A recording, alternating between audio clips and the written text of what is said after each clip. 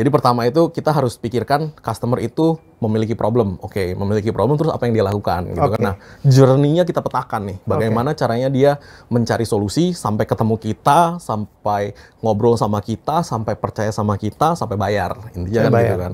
Bayar, terjadi transaksi, kita beresin sampai trust atau percaya kepada kita. Karena dia dapat pengalaman yang baik. Yes.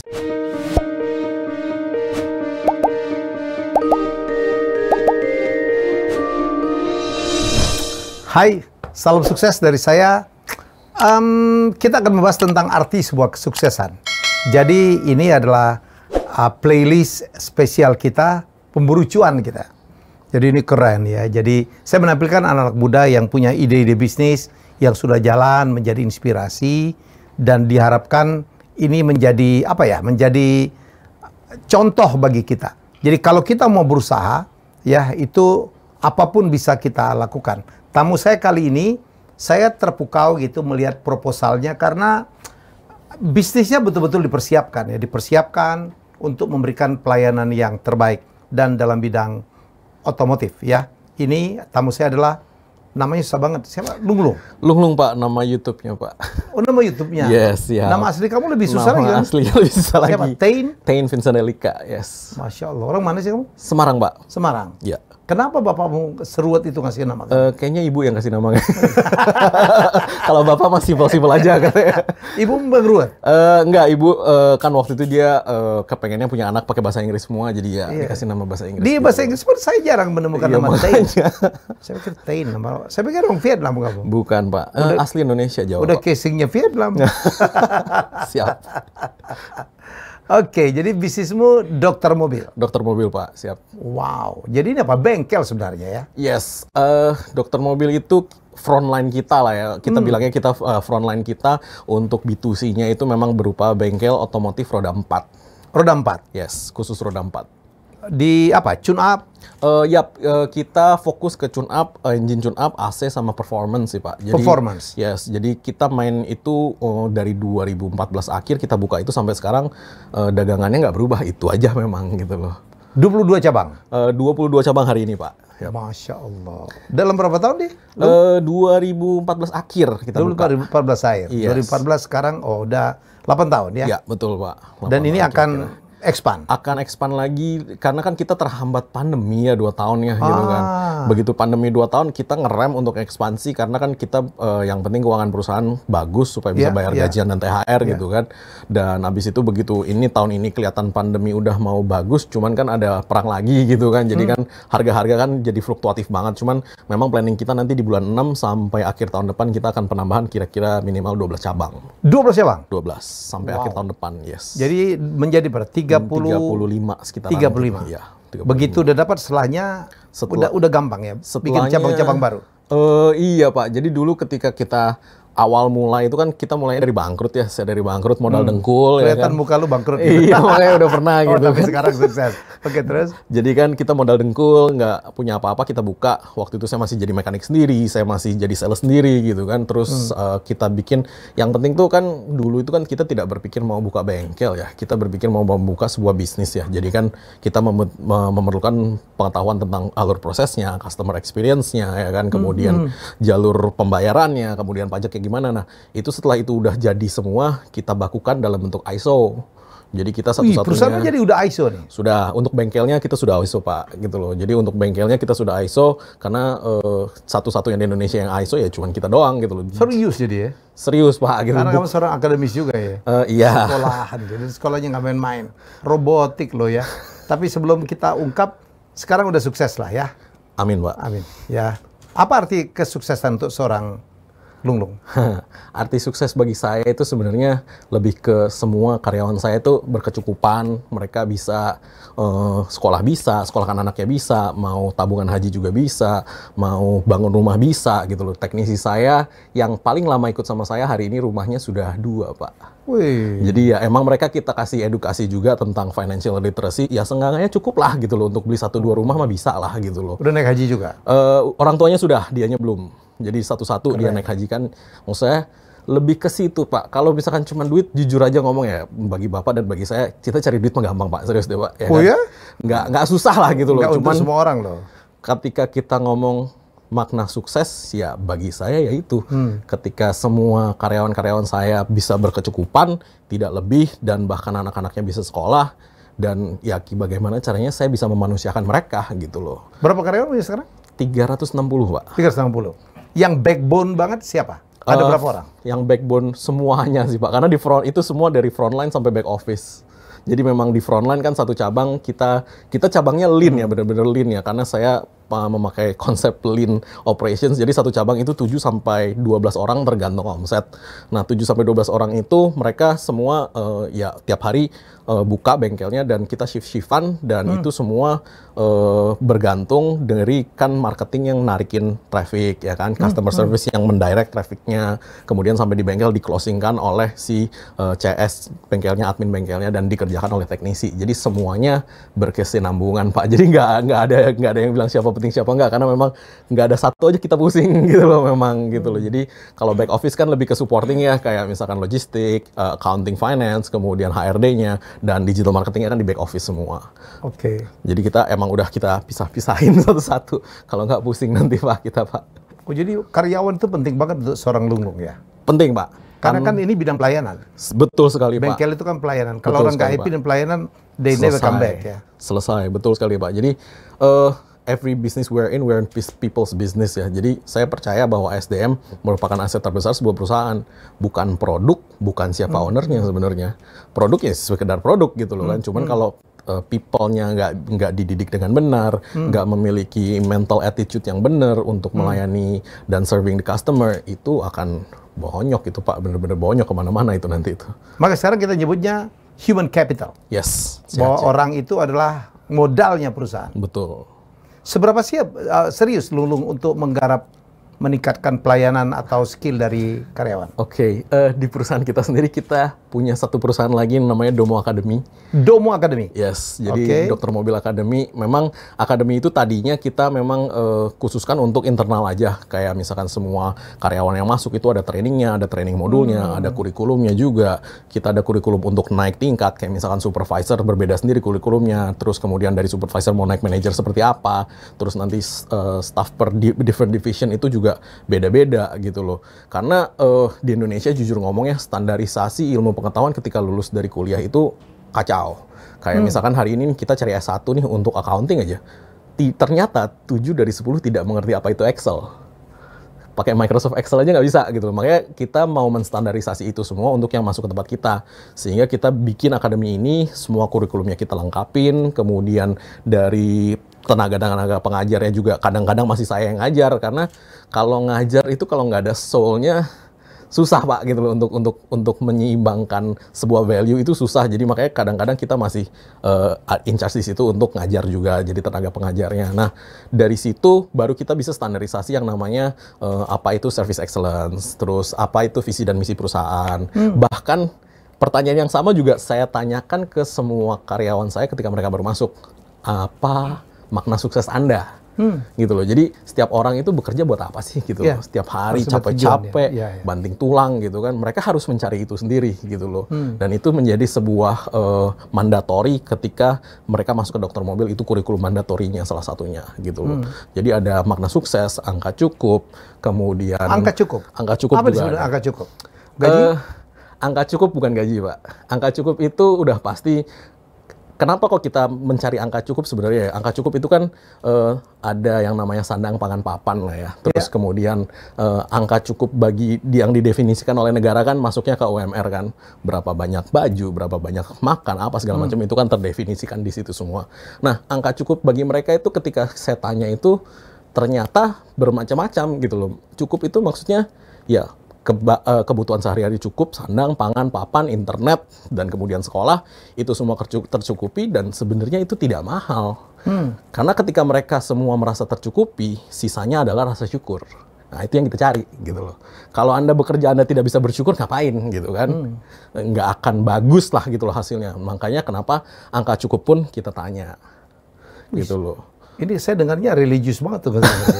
Iya, saya belajar itu dari guru saya, Mas J. Setiabudi juga memang. Oh, J. Setiabudi. Iya, jadi memang saya belajar dari beliau dan ketika itu kan saya lagi ada problem nih di SDM gitu kan, saya belum mengerti pengelolaan SDM yang lebih besar dan saya belajar ke beliau dan beliau bilang itu sih, makna sukses nggak cukup, konsep rezeki. Oke, bagus nih gitu loh. Kita belajar, kemudian ketika sudah kita praktekkan, kita mengerti, baru kita konsepkan gitu loh.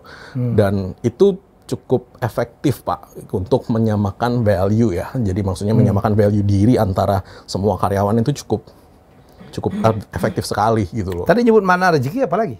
Nah, konsep rezeki itu juga sama, Pak. Maksudnya itu juga salah satu mandatory materi yang dipelajari di Dokter Mobil Academy. Salah satunya juga itu karena konsep rezeki setiap orang harus tahu gitu loh.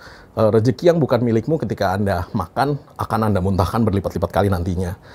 Rezeki seperti peluru di medan perang tidak akan meleset jika memang sudah jatahmu, gitu aja intinya. Dan itu kita elaborasikan lagi lah ya di kelas gitu. Sehingga mereka tahu nih kenapa kok mencuri itu dianggap tidak baik gitu kan? Kenapa kok sebenarnya bukan lebih ke mencuri ya, lebih ke bagaimana caranya kita menyelesaikan problem si customer sehingga si customer itu dengan ikhlas dan happy membayar kita. Karena ketika customer itu ikhlas dan happy membayar kita, otomatis rezeki yang masuk ke kantong mereka juga rezekinya bagus. Kalau enggak, itu akan muntah lagi dan muntah lagi gitu loh. Kita masukkan konsep itu dan ya syukur-syukur sampai dengan hari ini kita tidak pernah ada yang namanya stok opnam itu barang hilang tuh nggak pernah ada gitu loh.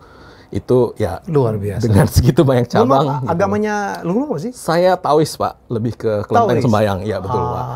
Pantes ya. Nilai-nilainya lebih ke kehidupan ya. Iya, kita lebih ke situ sih. Jadi, dari keluarga Taois semua. Dari keluarga, betul Pak. Oke, jadi kembali ke Domo Academy tadi, itu memang untuk calon karyawan?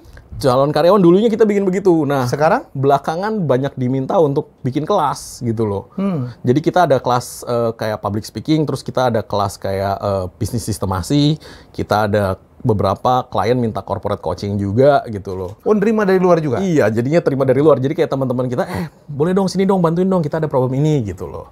Jadi akhirnya orang-orang yang kita hire, yang kita rekrut dan yang kita lihat udah cukup untuk terima outside job, kita kasih tugas di situ gitu loh untuk dapat income juga ya? gitu. Sekolah bengkel ngajarin public speaking. Nah, itu dia relevansinya di mana tuh? Lu ngerebut lahan gua tuh. Jadi minta begitu. Itu kebanyakan untuk kayak orang-orang yang baru lulus SMA gitu. Nah, mereka minta public speaking biar bisa ngomong gitu kan. Ya, karena penting. Memang penting sekali penting gitu kan sekali, bagi ya. Kita mengerti penting. Orang pun harus ngomong ya kan. Betul. Dan yang corporate mencari itu bagaimana caranya menstandarisasi customer service mereka sehingga ngomong ke customer dimanapun kapanpun sama semua nih gitu loh. Itu kan yang problem kan. Nah, di situ kita solving problemnya gitu loh. Ini karyawan sebelum masuk ke Domo Academy dulu, mereka bayar atau tidak? Enggak. Itu kalau internal kita memang ketika mereka sudah masuk, mereka masuk situ dulu untuk di training. Sebelum dipekerjakan? Sebelum ditaruh di lokasi, betul sekali. Berapa lama? Bias tergantung untuk penempatan, biasa sih 3 hari sampai 6 hari. Biasanya. Yes. Apa aja yang dijajarkan di situ? 1 hari pertama udah pasti value ya kan, kemudian teori-teori teknis mereka. Kalau untuk bengkel atau frontline, kalau untuk back office ya udah pasti teori-teori dan cara pakai software yang kita pakai gitu kan, ya lebih banyak ke teknis. Kemudian OJT sih, on the job training. Nah, on the job training itu nanti ada kriteria penilaian dan ada soal-soalnya juga. Jadi nanti setelah lulus dari Domo Academy ini, si karyawan punya scoring. Probation ya? Probation. Nah, jadi nanti setelah selesai probation, dilihat dari scoring awal sama scoring akhir itu harus naik. Kalau scoringnya tidak naik ya berarti tidak lulus probation gitu kan. Keren ya. Jadi si user atau supervisornya udah tahu nih datanya. Ada nggak bengkel lain yang nyekolahin karyawannya ke sini? Ada Pak, dulu ada. Dulu ada. Manajernya yang disekolahin. Biasanya manajer supervisornya yang disekolahin. Kalau teknisi, kayaknya mereka sayang gitu loh untuk sekolahin teknisi gitu loh. Padahal kalau di tempat kita teknisi yang jago jualan malah Pak. Jadi semua orang di perusahaan itu harus menjual, harus melakukan jualan. Harus Pak. Keren. Konsepnya Coca-Cola kan kita tiru kan. Iya. Everyone, everything, and anything is a marketing tools. Yes. Iya. Jadi ini keren ya teman-teman. Ini satu inspirasi yang bagus. Kalau mau sukses itu, jadi yang namanya melakukan penjualan itu bukan hanya dilakukan oleh orang sales, betul. Tapi semua orang dalam perusahaan itu harus melakukan aktivitas penjualan. Penjualan itu bukan berarti nyebut harga, bukan, tetapi memberikan pelayanan yang terbaik gitu loh ya. Memberikan pelayanan yang terbaik menjadi cerminan sebuah brand. Karena kan ya saya nggak berani ngomong brand lah ya. Orang-orang yang di atas saya yang ngomongin brand kayak Pak B dan yang lain-lain jauh lebih senior dari saya. Saya juga murid dari mereka gitu kan. Cuman intinya adalah your people is your brand sih sebenarnya sih. Your people is your brand. Karena ketika wajah dari anak-anak Anda itu jelek, kusut-kusam ya, that's your brand gitu kan. Brandnya akan jatuh. Brandnya akan jatuh. Ketika wajah dari mereka itu happy ya kan, walaupun kerja keras kelihatan keringetan, tapi everything always happy gitu kan, always enthusiastic. That means your brand is bagus gitu loh. Saya cuman memberitahu ya untuk yang di rumah, saya kan banyak bicara tentang personal brand ya, bukunya dari situ Who the Hell Are You. Jadi apa hubungannya personal brand yang dimiliki seseorang, diferensiasi yang dimiliki seseorang dengan corporate brand, dengan brand di mana dia bekerja. Jadi gini, kalau semua karyawannya sudah punya personal brand yang baik, maka secara agregat, secara keseluruhan dia akan membuat brand perusahaannya, corporate brand juga menjadi bagus. Begitu ya? Siap, betul sekali Pak. Image-nya akan menjadi bagus karena semuanya narik gitu kan. Narik ya. Betul. Satu aja brandnya jelek, nah perusahaannya akan, wah jangan ke sana lu, jangan ke sana. Ini si itu, wah udah. Mekaniknya brengsek, mekaniknya nyolong, mekaniknya nggak jujur. Itu betul. Habis sekali. kita ya. Habis Pak. Makanya people memang penting banget karena itu korelasi dan koneksinya terlalu jauh kemana-mana gitu loh. Dan sekarang kan zamannya customer experience ya, dan sangat disayangkan sekali UKM hari ini teman-teman yang menjalankan bahkan tidak mengerti apa itu customer experience gitu kan. Dan kalau kita sih di Dokter Mobil udah dari 2015 kita memang fokus ke customer experience. Itu kita bikin ini kan sesuatu yang baru loh. Betul. Saya ini kan ketua dewan penasehatnya Asosiasi Customer Experience ya. Namanya ICXP. Ya, Indonesian Customer Experience Professional. Ya, kamu udah menerapkan dari 2015? 2015, betul. Jadi waktu itu kita dengar dari guru saya, Mas Jaya Setiabudi, dia bilang, kamu bikin customer journey kamu, gitu kan. Jadi dulu namanya bukan customer experience, customer journey.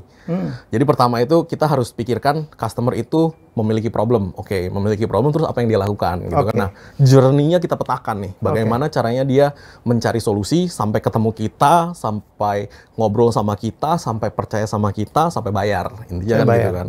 Bayar, terjadi transaksi, kita beresin, sampai trust atau percaya kepada kita. Karena dia dapat pengalaman yang baik. Yes. Gitu. Dan dia akan menjadi repeat ya. Betul. Sama menjadi ambassador. Betul. Menjadi kalau mau ke bengkel, ke sana aja. Yes, betul. Nah itu kita udah, saya coret-coret pertamanya di 2015 akhir tuh customer journey itu. Gitu loh. Kita petakan orang-orang yang memiliki problem dan orang yang memang sadar mau maintenance gitu loh. Nah itu kita petakan. Yang memiliki problem biasanya carinya di mana.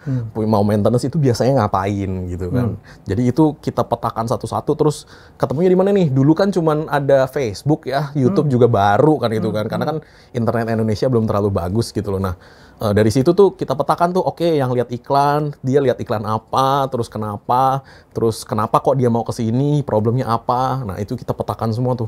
Jadi experience-nya dia dari rasa memiliki problem, curious, tidak percaya, sampai percaya gitu. Itu gimana caranya gitu. Nah, itu harus dipetakan tuh. Itu dari situ tuh kita mulai tuh, baru marketing tuh bisa benar-benar tertarget dan boom. Kalau enggak, ya ibaratnya kita nembak kemana-mana gitu kan. Karena dengan customer journey yang bagus, kita bisa spesifik target. Oke, laki-laki umur sekian sampai sekian, punya mobil ini, punya handphone ini, habitnya ini. Nah, itu bisa kita petakan semua ketika kita memang udah revisi lagi customer journey-nya menjadi lebih mengerucut. Kamu berbisnis scientific banget ya. Soalnya nggak ngerti Om dulu. Jadi dulu kan saya kan memang pure engineer ya gitu loh. Jadi engineer through and through itu kan semuanya kan berdasarkan angka gitu loh. Begitu masuk bisnis bingung memang, mumet gitu loh. Dan ketika ya kita nggak ngerti ya kita belajar gitu kan. Ketika kita belajar dapat guru yang pas, guru yang bagus, belajar dari buku juga banyak, terus kita praktekin ya harus ada angka yang bisa kita ukur sih, gitu aja sih. S1-mu robotik ya? S1 Mechatronics, S2 Robotics. Mekatronik? Yes. S1 robotik? S1 Mechatronics, S2 Robotics, terus S2 lagi Corporate Finance. Jadi double major untuk S2? Yes. S1, S2 yang pertama di Western Sydney. Sydney. Yes. Oke. Terus yang kemarin baru lulus tahun ini.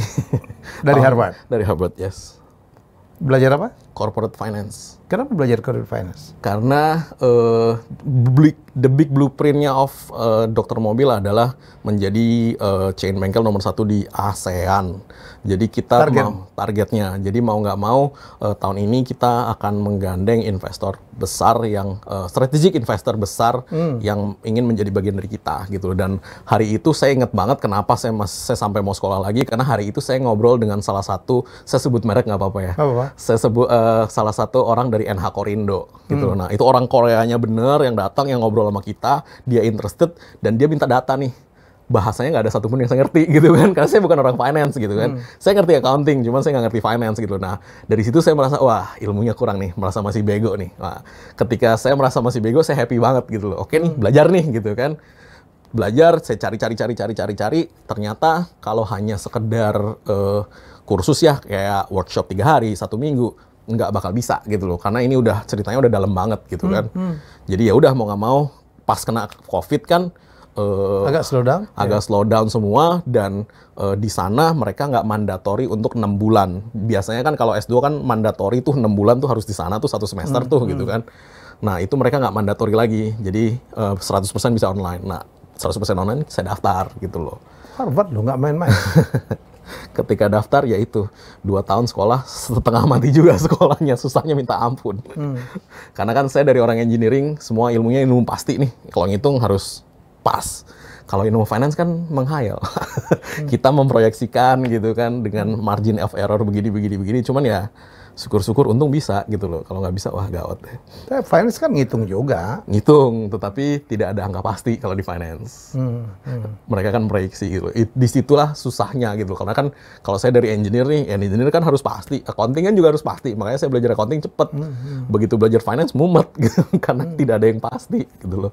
Itu sih. Cuman ya happy lah maksudnya dengan sekolah begitu, it's exactly what I need. Dan hari ini ketika ngobrol sama representatif dari mereka, selevel gitu loh, ngomong apa, laporan apa, sampai proyeksi keuangan 5 tahun bisa bikin gitu loh, udah. Gitu. Bikin sendiri? Bikin, Pak. Gila loh. Susahnya minta ampun, Pak. Serius susah banget itu, udah nggak mau lagi saya. Tapi itu udah bisa bikin gitu loh, dan ya. Yang jelas minimal valuasi perusahaan. Nah itu udah tahu cara menghitungnya, betul. Nggak dibohongin orang. Yes, kan itu the big question ya gitu loh. Valuasi perusahaan berapa sih gitu kan? Nah begitu udah ngerti cara menghitungnya ya hebat sih, cuman saran untuk teman-teman sih ya nggak apa-apa, belajar aja dulu, ntar ketika sampai waktunya baru cari ilmunya gitu kan. Karena UKM sih nggak butuh sih ilmu itu sih, yang penting makan dulu kalau UKM, kalau udah corporate baru bisa ke situ sih. Jadi ini akan jadi corporate besar ya? Target. Amin Pak, targetnya begitu. Karena kita di target tahun ini kan semoga ada ya strategic investor ini deal jadi masuk, hari ini lagi legal due diligence. Jadi semoga itu berhasil semua, mulus masuk, dan itu masuk menjadi series pertama. Kita meet the target, kemudian series kedua, dan habis itu series ketiga. Habis itu perencana mau IPO, terus kalau nggak pindah ke Vietnam, saya mau pindah ke Afrika Selatan sih. Kenapa pindah? Bukan pindah, maksudnya kita mengekspansi ke sana. Yes, kita ekspansi ke sana gitu loh.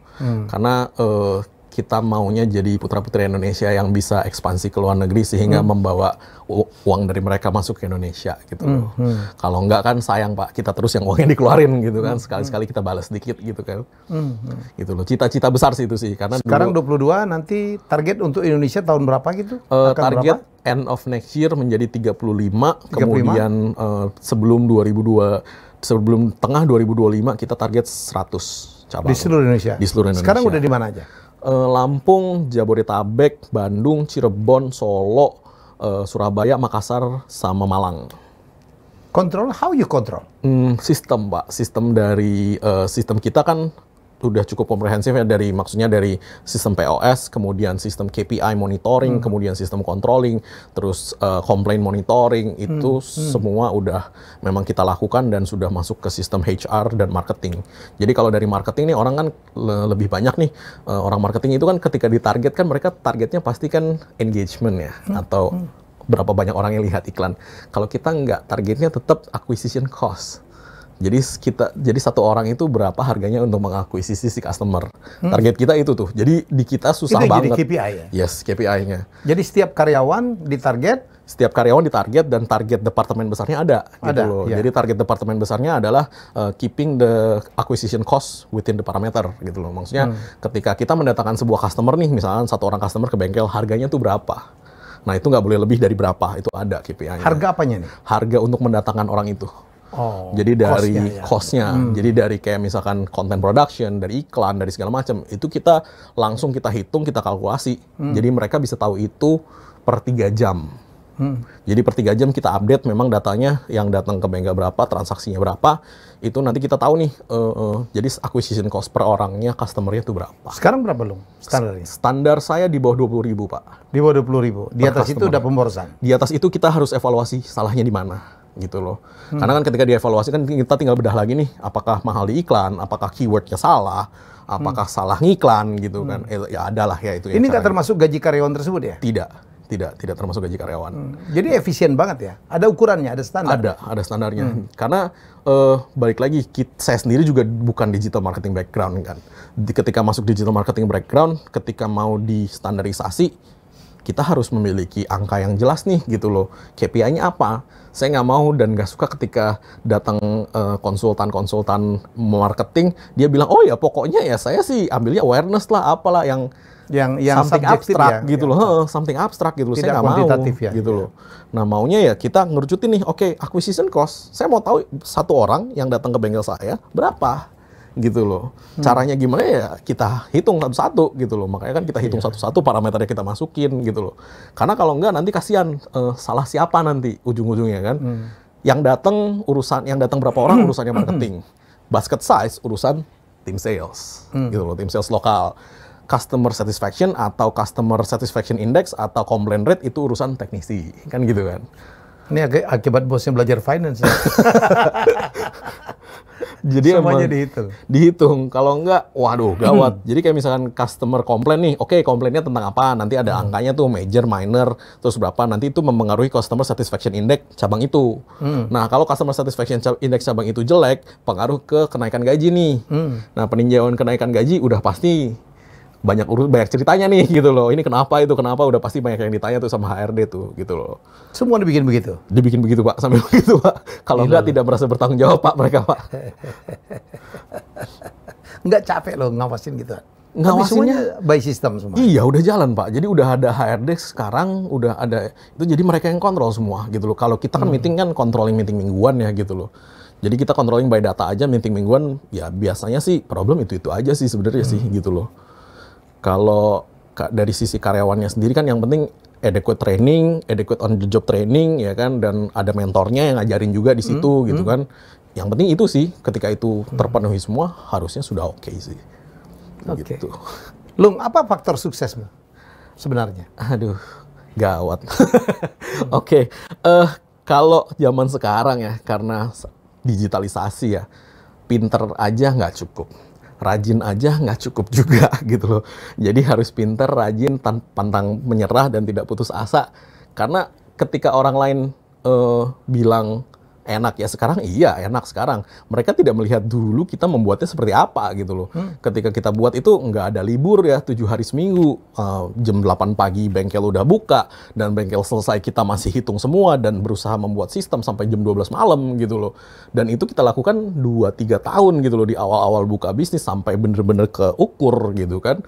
Dan dimana ketika melakukan itu tuh bener-bener nggak ada ceritanya holiday gitu, nggak ada ceritanya bahkan ngambil duit pun kayak misalkan bagi-bagi dividen aja belum tentu gitu loh ya kan. Kalau di awal-awal karena kalau misalkan kita bagi perusahaannya nggak ada duit kan gitu kan, jadi makanya kita nggak pernah bagi gitu kan. Dan kemudian jadi pengusaha sekarang saya kurang satu mandatori lagi nih, harus ngerti pajak. Kalau pengusaha sekarang nggak ngerti pajak, waduh itu kesandungnya sih banyak banget sih. Hati-hati sih, saya sih ngomong dulu sih. Bukan maksudnya kesandung gimana-gimana ya, bukannya gimana-gimana, memang harus dimengerti gitu loh, karena udah menjadi kewajiban kita kan gitu loh. Nah itu sih, jadi makanya ya resilient sih Pak, jadi ya pantang menyerah sih Pak, dan nggak baper sih Pak. Nggak baper? Iya, kalau berusaha ya udah nggak boleh baper. Dan ini kan cerita sukses, gagalnya berapa kali kan nggak ada yang tahu gitu kan. Dimaki-maki customer berapa kali, ditinggal partner, ketipu orang, ketipu partner, itu mah ngalamin semua? Udah makanan hari-hari Pak. Jadi dulu awal-awal banget masih satu bengkel ya waktu itu ya. Di mana sih bengkel pertama? Bengkel pertama Kelapa Gading, Pak. Oke. Kelapa Gading, jadi itu awalnya itu saking nggak punya duitnya itu saya berpartner sama partner saya sampai hari ini namanya Pak Riki.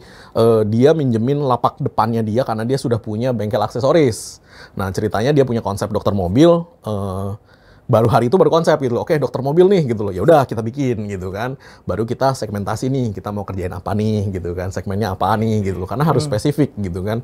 Dan dari situ baru nih kita satu-satu. Oke, dari satu bengkel. Jadi duitnya nggak diambil buka bengkel kedua. Jadi duitnya nggak diambil buka bengkel ketiga gitu loh. Sampai bengkel keempat. Habis itu baru problem di SDM. Nanti SDM problem selesai, kita cari partner baru namanya Coach Angki, dia lebih ke people monitoring gitu kan. Nah itu bisa sampai cabang ke 16, 20 gitu loh. Ya gitu deh. Sekarang berapa partner? Sekarang partner masih bertiga aja. Bertiga aja? Yes, saya, Pak Riki, dan Pak Angki. Ya betul sekali. Jadi masih dengan Riki seumuran ya? 38 dia. 38. Kalau Pak Angki 43 dia. Oke. Lunglung 35. 35. Wih, anak muda ya. Enggak lah, udah tua Pak, udah mulai encok Pak. Kalau dulu 20-an suruh begadang tiap hari sih bisa-bisa aja gitu loh.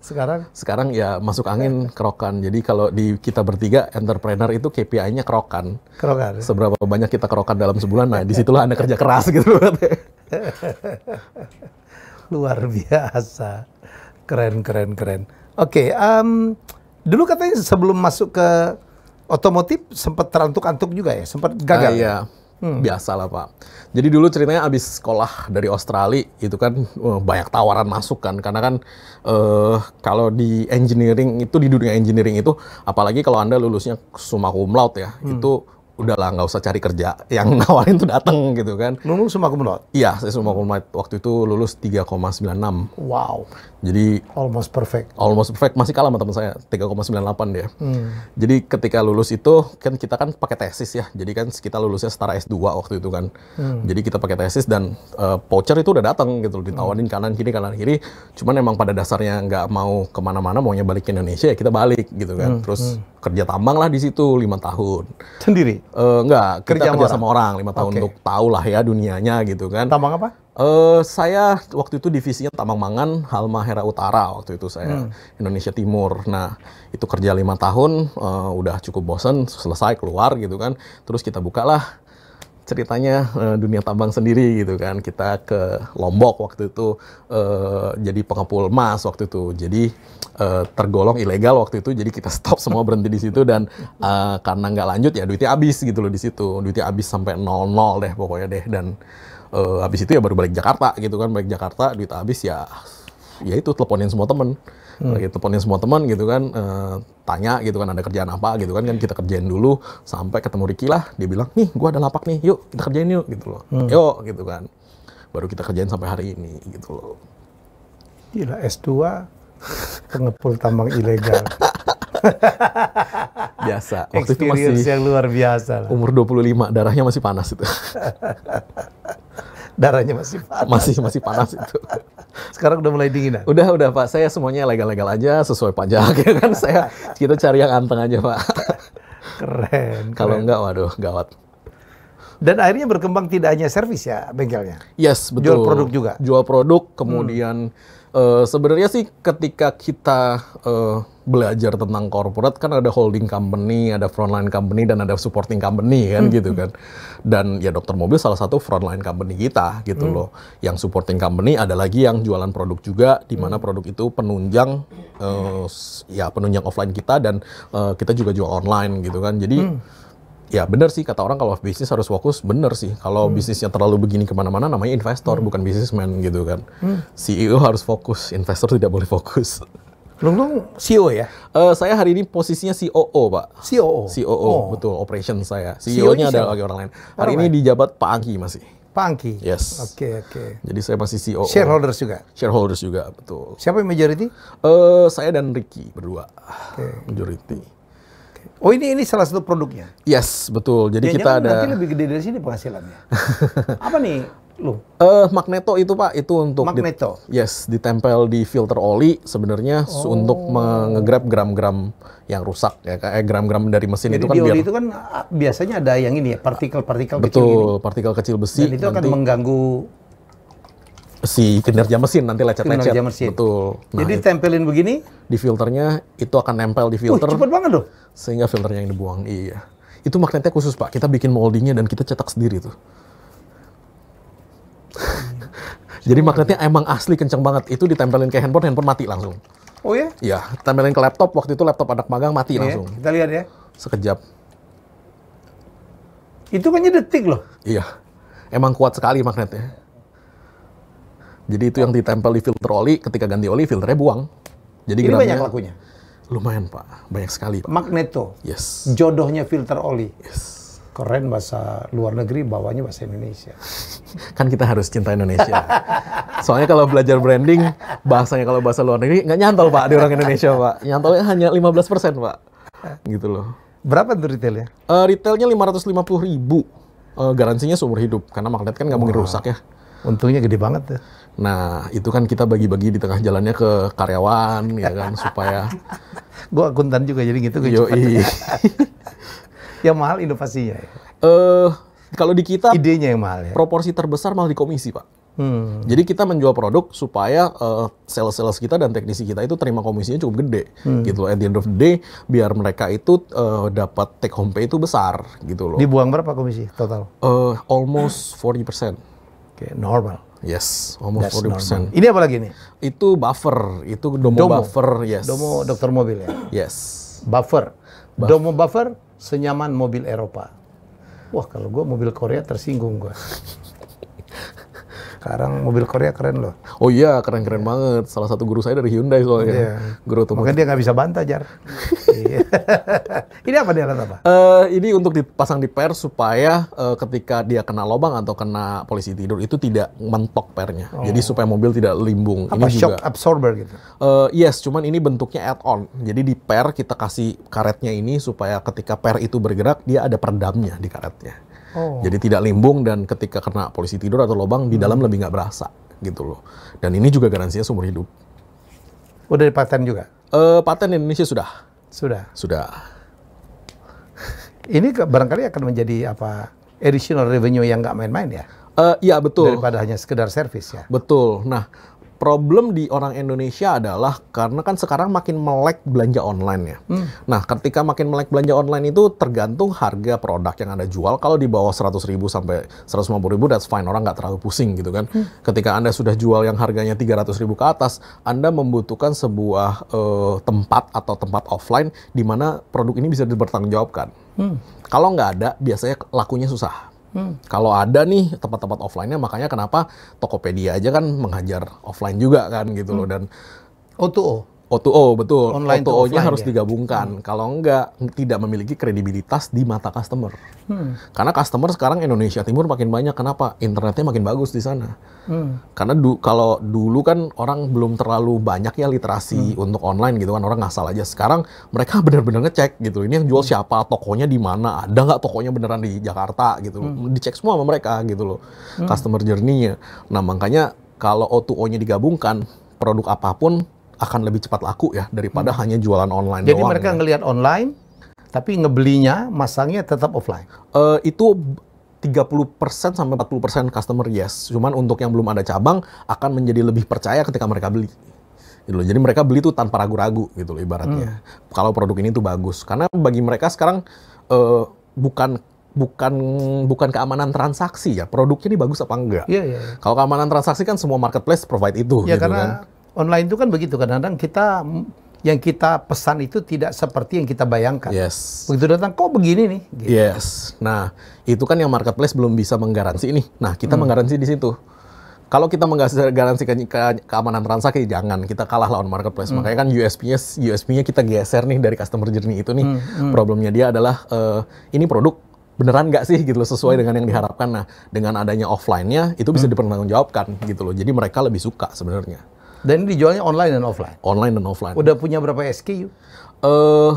Kalau di dokter mobil SKU-nya lebih dari 3.000. Cuman kalau ini aja sih jualan kita sebenarnya nggak terlalu banyak, Pak. Jadi kita hanya jualan buffer sama magneto aja udah di online. Itu yang kita push. Dan itu penjualan buffer 1 bulan bisa lebih dari 5.000 set sih. Satunya berapa? Satunya di harga 750.000. Wow. Itu udah hampir udah 3 miliar lebih ya? Hampir, yes. Ini 2, something, magneto? yes. Magneto 1 bulan bisa sekitar fluktuatif sih kalau ini sih 500 sampai 1.000. Harga? 550.000. 50.000. Yes. Itu di antara all reseller kita sih. Gitu loh. Produksi di mana? Produksi China masih, import China. ini. Yes. Harga nggak bisa ngalahin mereka, Pak. Dan quality juga, Pak. Kita udah pernah coba lokal, nggak dapet quality-nya. Karena yang Bukan kita, karena nggak nasionalis ya? bukan. Emang quality-nya nggak dapet. Jadi yang kita minta sama yang deliver. Bikin besi berani aja kita nggak bisa? Magnet aja? Kalau ukuran magnet itu Gauss. Magnet ini 250.000 Gauss. Kalau yang di Indonesia nggak dapet segitu banyak. Kenapa? Bahan bakunya nggak ada? Iya, kayaknya. Kayaknya ya. Padahal kalau kita cerita metalurgi mah gitu-gitu aja gitu loh. Iya. Metal dilelehin. Mineral kita kan gila Nah mestinya. itu. Kayaknya ilmunya belum nyampe. Pabriknya juga belum nyampe kayaknya sampai situ. Itu dia. Itu yang kasihannya sih di situ sih. Makanya untuk mau naikin produksi kan Bapak Presiden kan pusing juga gitu loh. Cuman emang bener sih. Sama deh ini aja deh. Ini yang kita anggap. Ini kan hanya karet ya. Mau nggak mau impor, Pak. Memang lokal tidak bisa support sebagus dan semulus itu. Oh ini karet ya? Yes. Karetnya saya berani garansi lifetime. Karena memang karetnya bagus. Karet tapi transparan gitu putih ya? Yes, transparan karena resin yang dipakai 100% baru. Jadi kalau karet-karet yang berwarna, biasanya itu recycle. Nah, ketika recycle, fungsi sama, iya betul. Cuman life expectancy mundur. Jauh. Ini untuk satu ban? Itu untuk 1 ban, yes, betul. Kalau jauh kayak agar-agar ya? Betul, Pak. Kok pikir agar-agar? Luar biasa. Jadi kita berani garansi lifetime karena produk yang kita pakai emang brand new. Dan bikin begini aja di Indonesia agak susah masih, gitu loh. Belum ada yang bisa? Makanya, Indonesia untuk chemical dan teknologi programming oke banget. Karena chemical dan teknologi programming mereka, kita udah cukup bagus lah ya. Untuk production, masih setengah mati, Pak, kita. Terseok-seok, walaupun kita eksporter karet terbesar nomor 3 dunia loh. Dan ya kita masih setengah mati, Pak. Ini bahan bakunya karet? Karet. Kok bisa diproduksi jadi bening begitu ya? Iya, karet natural rubbernya 30%, silicon rubbernya 70% masih. Jadi 100% masih brand new ini. Oke. Gue dengar jadi YouTuber juga ya? Kita ada YouTube Dokter Mobil Indonesia. Di situ kita ngebahas tentang problem-problem mobil sih. Biasanya sih mobil apa, problemnya apa, Dan itu mendorong gimana. untuk penjualannya? Yes, karena YouTube saya memang dikhususkan untuk orang-orang yang memiliki mobil dan memiliki problem.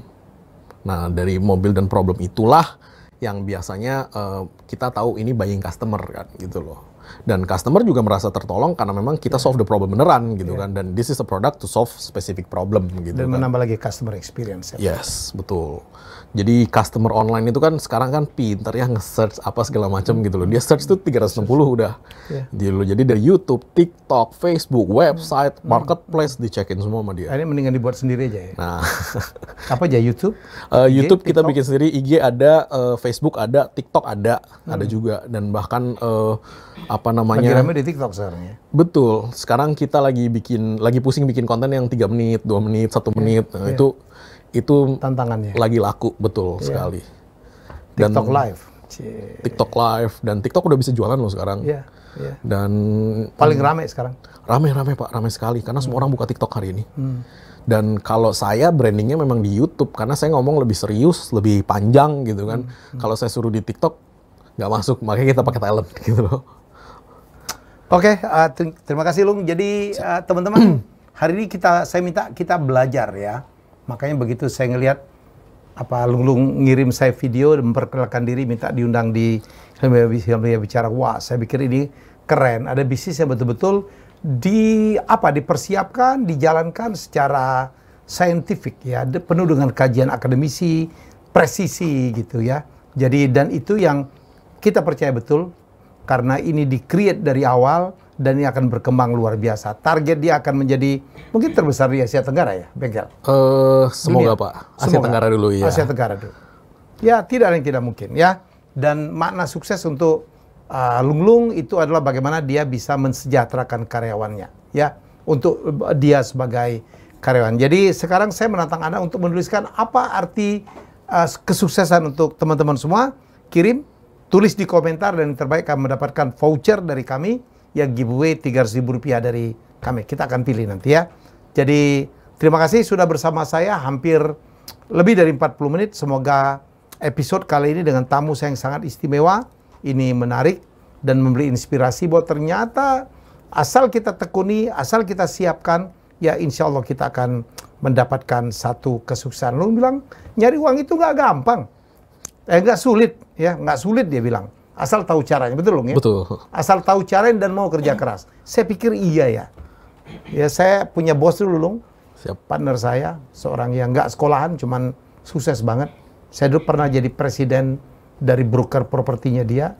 Begitu broker-broker datang ngeluh, dia bilang, lu ini datangnya cuma ngeluh doang. Kalau lu mau kerja, nggak mungkin kita nggak makan. Pagi, jualan pisang goreng, pasti laku. Pagi, jualan bubur kacang, pasti laku. Mau nggak melakukan? Jadi nggak ada cerita kita tidak akan mendapatkan rezeki, tapi mau nggak kerja, ya. Dan memang kadang-kadang ada yang kalau jualan itu merasa hina ya. Betul. Nah itu buang tuh, buang tuh. Apalagi S1, S2 kok jualan bubur, itu buang. Itu mental blocknya. Setuju ya Lung ya? Setuju Pak. Ya, Setuju banget Pak. S2 Harvard kerjanya dimaki-maki orang. Tapi makin berkurang ya. Berkurang Pak, jauh Pak. Syukur-syukur.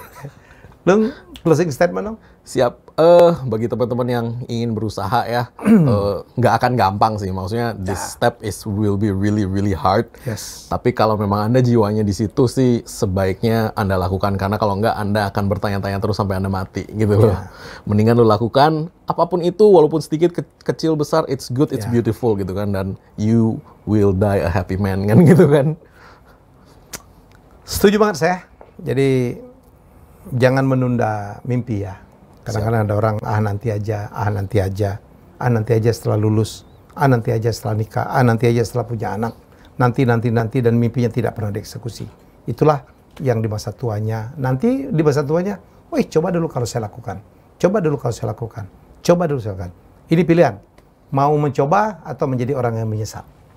Gitu ya Lung? Siap. Setuju ya? Setuju. Oke, kita bertemu lagi dengan tamu hebat saya selanjutnya di Helmi Bicara, playlist Pemburu Cuan. Wismilak Diplomat merupakan rokok kretek filter bergengsi yang memberikan kenikmatan optimal bagi para perokok sukses. Wismilak Diplomat akan terus dihormati sebagai merek bergengsi dan terus memberikan kualitas pengalaman merokok yang tidak tergoyahkan dalam pemenuhan kebutuhan inovasi produk untuk mencapai kesuksesan. Untuk para viewers, boleh tuliskan di kolom komentar apa arti kesuksesan bagi Anda. Akan ada giveaway yang dibagikan untuk komentar terbaik. Giveaway sebesar Rp300.000.